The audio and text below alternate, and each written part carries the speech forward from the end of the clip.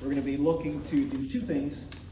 Study the hydrodynamics of the column, and then we're actually going to try to absorb some CO2 out of a CO2 air mixture using basically just water contact. Okay?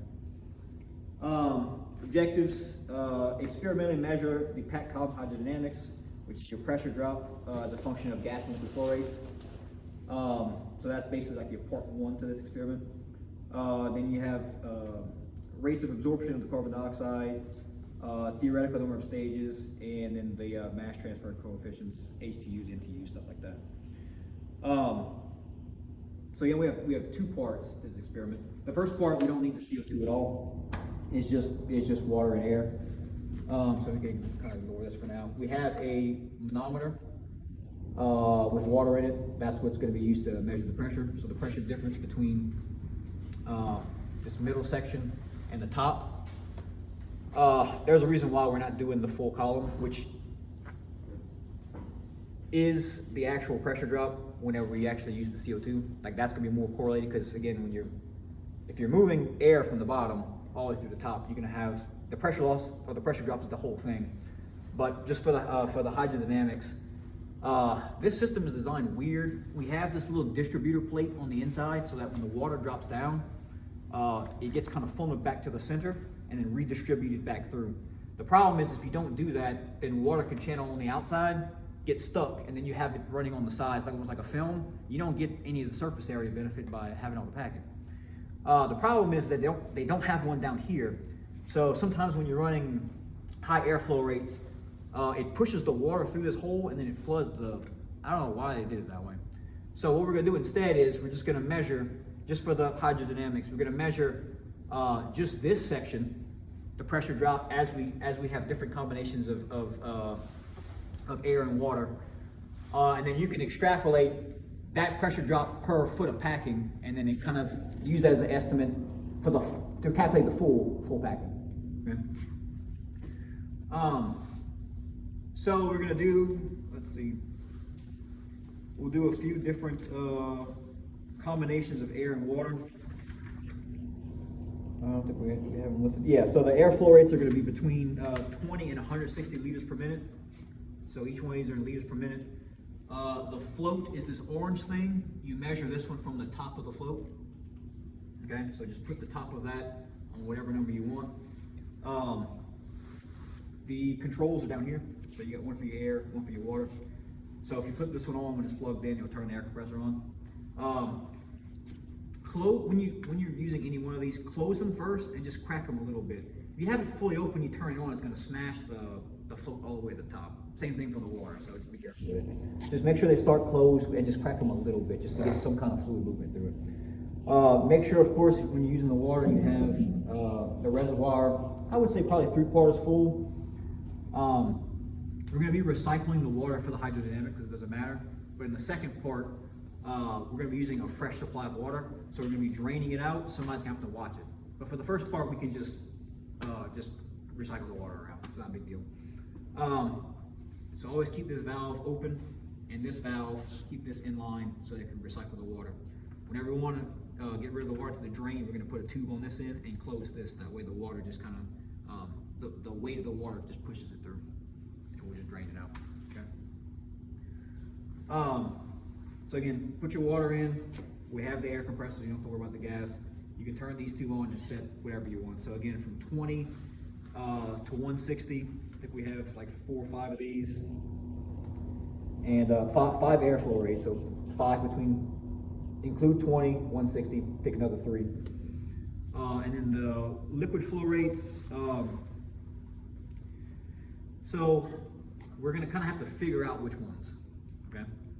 So when you start putting air in the column, and then you have water, so air's coming in through the bottom, okay, blowing up. Water's gonna come up from here and get pumped all the way to the top and coming from the top of the column, okay? Eventually, you're gonna reach a point where the combinations are gonna be, either the water or the air is gonna be too high, and it's gonna start to flood the column. You'll know because you start to see some bubbling along the top of the packing, and then you'll see it start to come up from the top, okay? So to know what the range is on the liquid, you're gonna have to slowly increase your liquid flow rate until you can get it to flood, okay? Then from there, come back down maybe, you know, a liter or half a liter, say that's my max, and then you separate your points between there, okay? Include 0 as well, 0 water. So you'll have 20 in a 0 and then another 4 points after that, okay? I think we're only doing these in duplicate, so we're not doing it twice, okay? And then again, you're just getting your manometer reading. This scale, I don't like it. Use a ruler. I'll tell you why. They tried to be helpful, but it's not always helpful. The reason is that the actual distance is going to be from, let's say this one goes down here, this one goes up here. It's the distance between those. Just measure with a ruler. Normally, if this one goes down to 10, this one goes up to 10, that's 20 inches, right?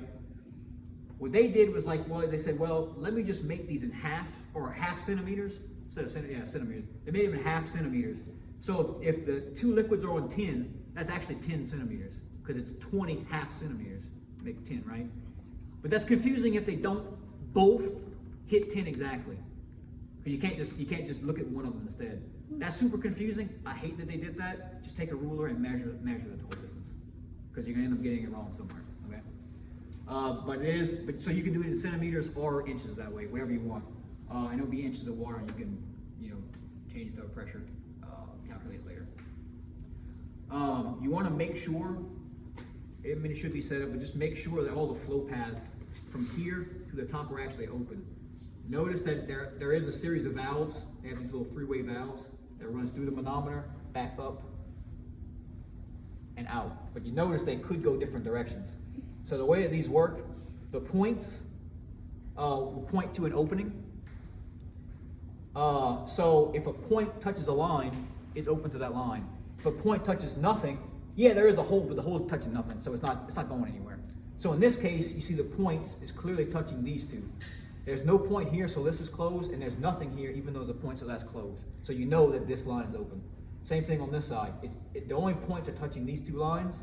It bypasses this completely, and then this is closed off, and so it goes to the top. So just double check those before we start, but we don't really move them, so they should be okay.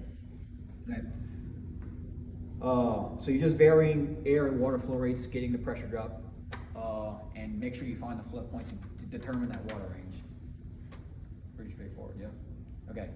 For the next part, so this part we have to put our tube on because we're not recycling water anymore. We want fresh water the whole time. I'll help you set up the CO2. We'll put our regulator on it, hook it up here. This section is important.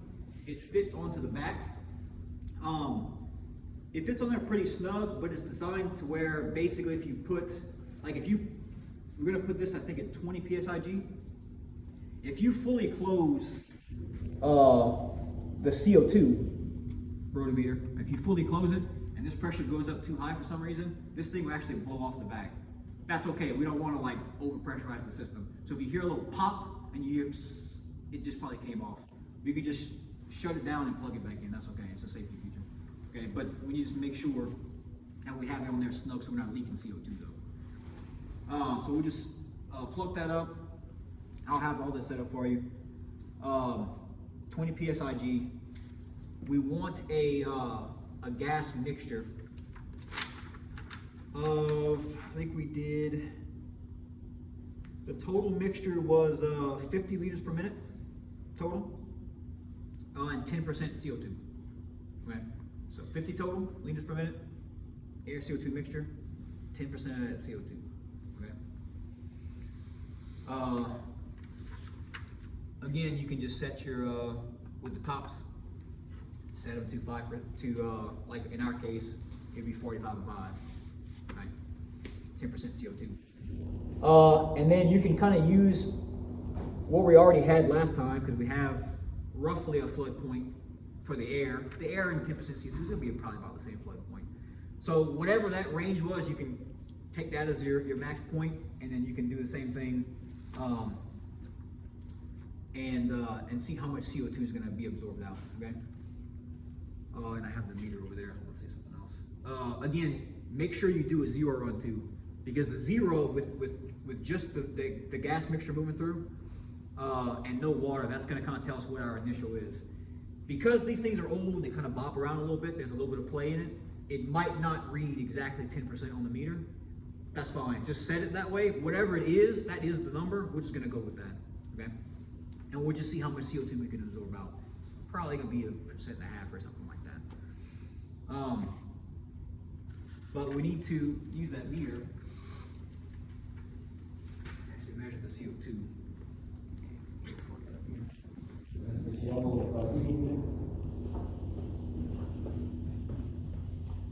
we'll plug it up.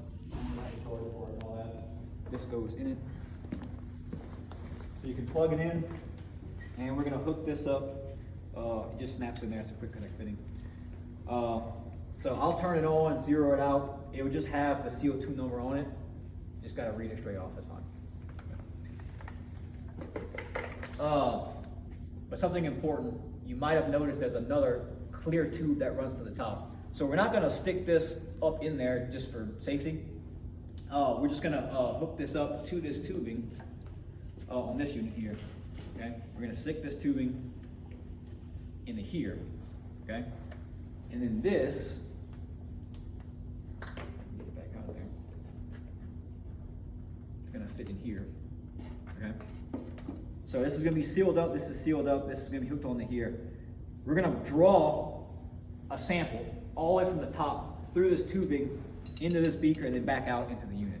The reason why, if for some reason you flood the column too much, okay, and you're drawing a suction on that tube and you draw water into it, the water is gonna fall out into this water trap and only the gas is gonna come out the top into this thing. The reason why is if you get water to these, it basically ruins them. And it's like a couple grand, we can't really replace it too rarely. So this is called the water trap.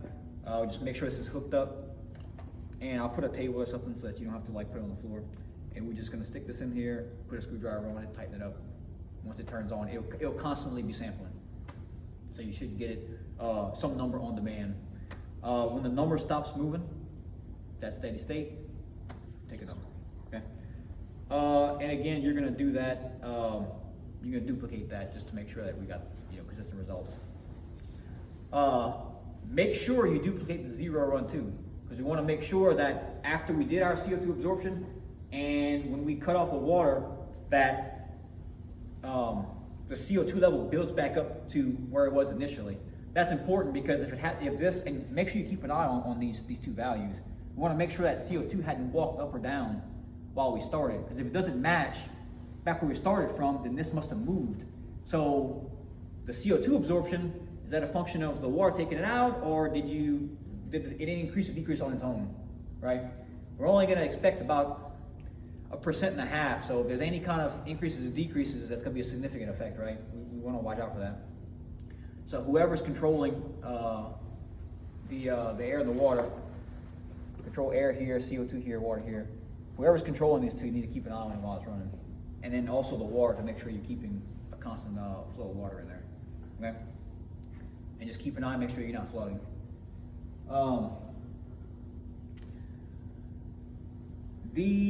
I guess something important to note, I guess. So I mentioned that the air is coming, or the air or mixture is coming through here and entering down here. The CO2 also meets up into a pipe in the back. So the air and the CO2 basically mix in these two. They get mixed up and then all go together. So by the time the CO2 hits here, it's already mixed in with the air in the back. Just something to know. It does mix up in the back. Right here. So you can see your CO2 coming from the rotometer and the air is coming from the top of the rotometer. They mix up and then come to the bottom. Okay.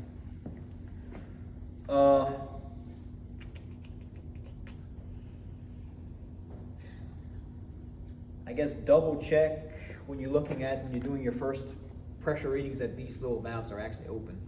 I don't plan on closing them, but just double check them. Make sure it's actually open, otherwise you're not getting any reading at all. I don't expect any water to go through there, but if you see any water in here, if you move this up and down, nothing should happen to the pressure, right? It wouldn't make a difference. If you see the pressure do this when you move it, it's because there's water in there, it's plugged, it's not right, because which position is the right pressure? We have no idea. So if you are concerned about that, just move it around a little bit. If this moves, we're gonna have to start that part over. But you're gonna have to, otherwise the pressure's just not gonna be right. You just won't know what it is. Okay. Like I said, this valve is basically always open. So this way, for recycling, turn it with the big clear hose down there. We just attach it onto them, just stick it in the drain. When we do that, of course, be mindful of where it's at and don't trip. You can tuck it into the opening to kind of keep it neat. That's fine.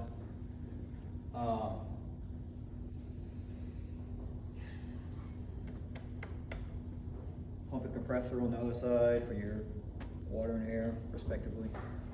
Talked about the switches over here. Again, only using this rotometer, you can ignore this. Questions? So it's basically two parts, hydrodynamics, and then we're pulling CO2 out.